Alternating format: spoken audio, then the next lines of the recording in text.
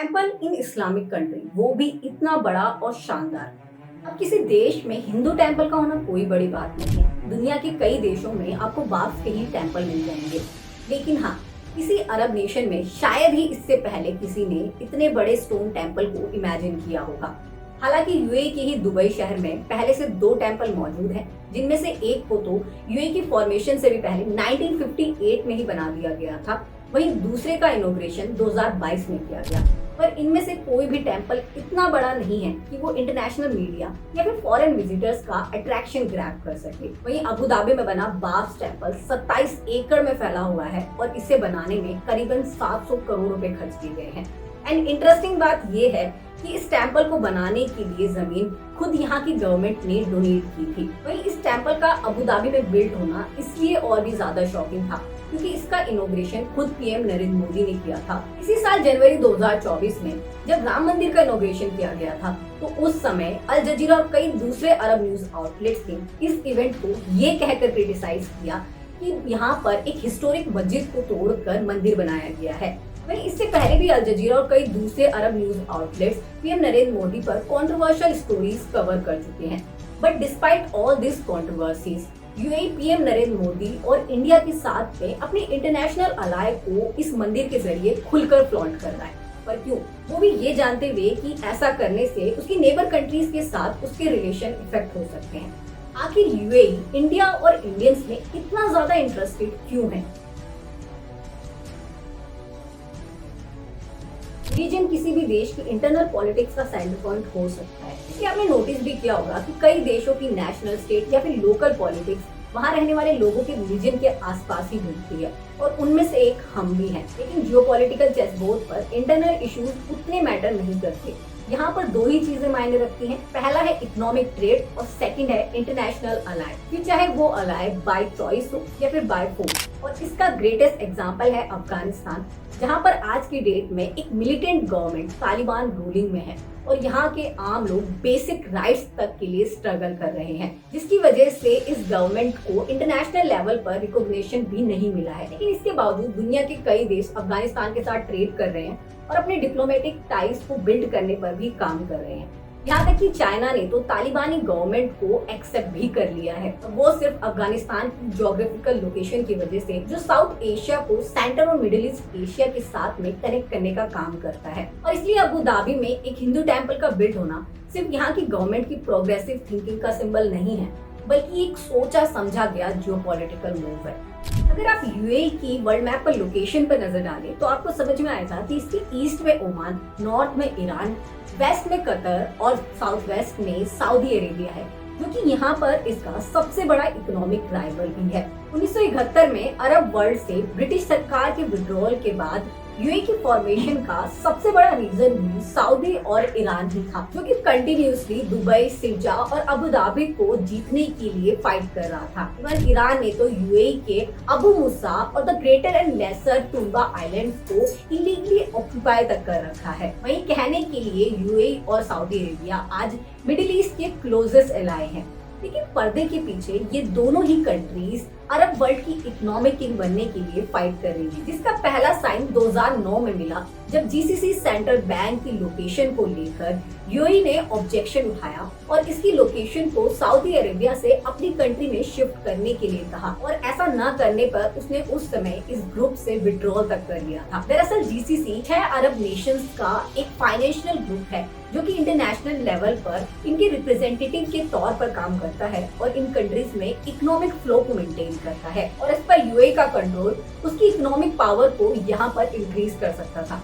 लेकिन Saudi Arabia ने कभी जीसीसी के हेडक्वार्टर को किसी और देश में शिफ्ट होने ही नहीं दिया। वहीं दोनों कंट्रीज के बीच दूसरा कॉन्फ्लिक्ट 2021 में देखने को मिला, जब ऑयल प्राइसेस को हाई रखने के लिए सऊदी अरेबिया ने ओपीईसी के प्रोडक्शन को कम करने के लिए कहा, लेकिन यूएई इसके बिल्कुल अगेंस्ट में था। और वो इसलिए क्योंकि इस प्रपोजल में जहां सऊदी अरेबिया को अपने प्रोडक्शन में सिर्फ 5% का कट ऑफ करना था, वहीं यूएई को 18% कम करना पड़ता, जो कि किसी भी ऑयल नेशन के लिए बहुत बड़ा लॉस है। एंड ये इकोनॉमिक कॉन्फ्लिक्ट क्लियर साइन था कि सऊदी अरेबिया और यूएई के बीच सब कुछ ठीक नहीं चल रहा है। साल 2012 से लेकर साल 2022 के बीच में यूएई की जीडीपी में इन्वेस्टमेंट सऊदी अरब के कंपैरिजन में 3.5 गुना ज्यादा बढ़ा है। और इसका सबसे बड़ा कारण दुबई है, जहाँ पर 70% इंटरनेशनल कंपनीज के मिडिल ईस्टर्न हेडक्वार्टर्स है।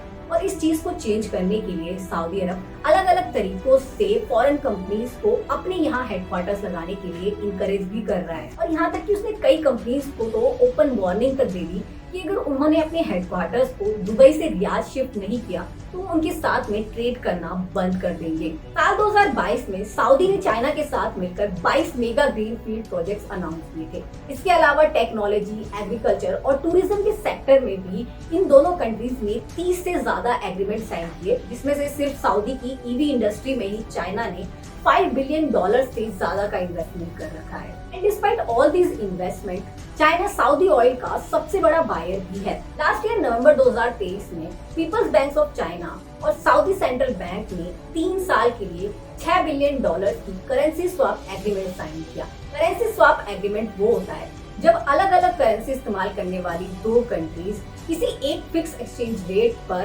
ट्रेड या फिर लोन एक्सेप्ट करने के लिए राजी हो जाती है। हालांकि ऐसा भी नहीं है कि चाइना के यूएई के साथ में इकोनॉमिक टाइज नहीं है, पर सऊदी और चाइना की बढ़ती क्लोजनेस को यूएई अपने लिए एक इकोनॉमिक थ्रेट के तौर पर जरूर देखता है, जिसे काउंटर करने के लिए ही साल 2022 में उसने भारत के साथ में कॉम्प्रिहेंसिव इकोनॉमिक एग्रीमेंट साइन किया था, जिसके अंडर दोनों कंट्रीज के बीच फ्री ट्रेड को प्रमोट करने के लिए भारत की तरफ से 11,908 टैरिफ लाइंस और यूएई की तरफ से 7,500 टैरिफ लाइंस को डिलीट किया गया।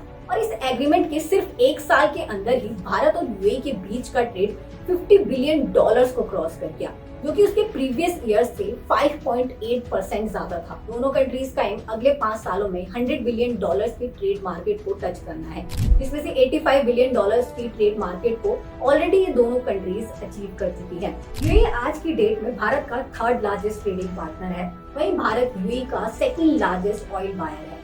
हम हर साल $9.3 बिलियन का ऑयल यूएई से खरीदते हैं। एंड नॉन ऑयल गुड्स की कैटेगरी में भी भारत यूएई का 2nd लार्जेस्ट ट्रेडिंग पार्टनर है, जो कि हर साल यूएई को $28 बिलियन का एक्सपोर्ट करता है। अबू धाबी इन्वेस्टमेंट अथॉरिटी, जो कि यूएई गवर्नमेंट की मेन फंड ऑर्गेनाइजेशन है, उसने हमारे देश के नेशनल इंफ्रास्ट्रक्चर प्रोजेक्ट्स में $1 बिलियन का इन्वेस्टमेंट कर रखा है। इसके अलावा $1.6 billion HDFC affordable housing, $5 million renewable energy और $3 मिलियन क्यूब हाईवेज में इन्वेस्ट कर रखे हैं। और इन इन्वेस्टमेंट और ट्रेड को एक्सेसिबल बनाने के लिए इस ऑर्गेनाइजेशन ने कुछ वक्त पहले गुजरात में अपना ऑफिस तक ओपन किया था। वहीं दूसरी तरफ भारत ने भी पिछले साल दुबई की रियल एस्टेट में $1.6 बिलियन इन्वेस्ट किए थे। वहीं इन सब के अलावा यूएई के प्रेसिडेंट मोहम्मद बिन सैयद अल नह्यान इस साल की शुरुआत में वाइब्रेंट गुजरात समिट का हिस्सा भी बने थे और उन्होंने स्टेट में पीएम नरेंद्र मोदी के लिए रोड शो तय किया था। वो भी तब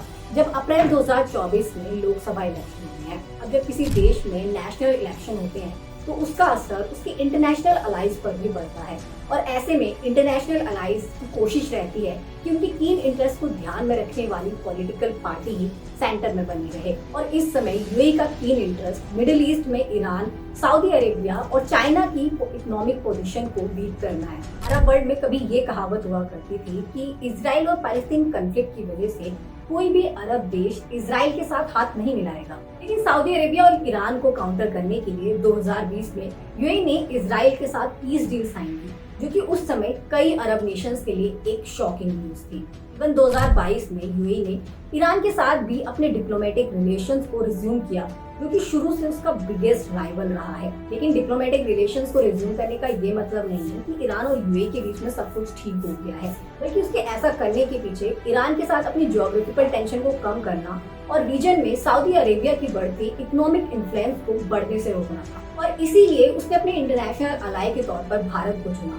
क्योंकि भारत यूएई को सिर्फ इकोनॉमिक बेनिफिट नहीं देता, बल्कि Persian gulf, gulf of Oman और अरेबियन सी में ईरानियन और चाइनीज थ्रेट को कम करने का काम भी करता है। इसी साल जनवरी 2024 में भारत और यूएई की मिलिट्री फोर्सेस ने राजस्थान में हुए joint military exercise desert cyclone में पार्टिसिपेट किया था। वहीं इसी महीने यूएई, फ्रांस और भारत की एयर फोर्सेस ने मिलकर अरेबियन सी में एयर एक्सरसाइज भी कंडक्ट की थी। यूएई स्ट्रेट ऑफ हार्मोज की चौक पॉइंट पर मौजूद है, जहां से डेली 21 मिलियन बैरल ऑयल पास होता है और ईरान, ओमान और यूएई ये 3 कंट्रीज ही इस चौक पॉइंट को अभी डोमिनेट करती हैं। तो यूएई का सबसे बड़ा डर ये है कि अगर ईरानियन फंडेड मिलिटेंट ग्रुप्स ने इस चौक पॉइंट पर कब्जा कर दिया या फिर किसी कॉन्फ्लिक्ट की वजह से इन दोनों कंट्रीज में से किसी ने इस चौक पॉइंट को ब्लॉक कर दिया तो एनर्जी क्राइसिस आ सकता है और इसमें सबसे ज्यादा लॉस यूएई को ही फेस करना पड़ेगा। वहीं चाइना की ईरान के साथ क्लोजनेस उसकी इस इनसिक्योरिटी को और ज्यादा बढ़ा रही है और यही रीजन है कि ट्रेड पर्पस से ही सही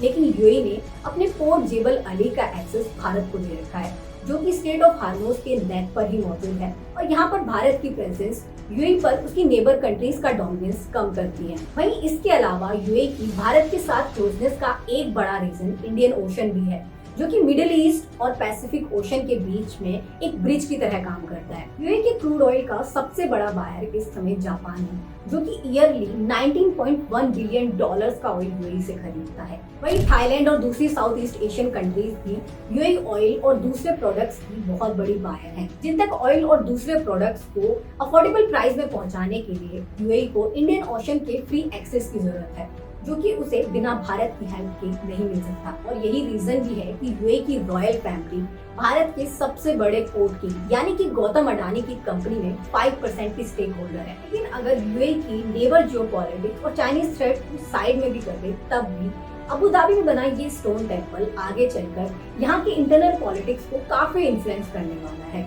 और वो इसलिए क्योंकि ये कंट्री एक्चुअल में 7 इमराती स्टेट्स का एक फेडरेशन ग्रुप है। 1971 तक इन 7 इमरात्स को ट्राइसल स्टेट्स के नाम से जाना जाता था, जिन्होंने ईरानियन और सऊदी इन्वेजन से खुद को प्रोटेक्ट करने के लिए यूएई की फॉर्मेशन की थी।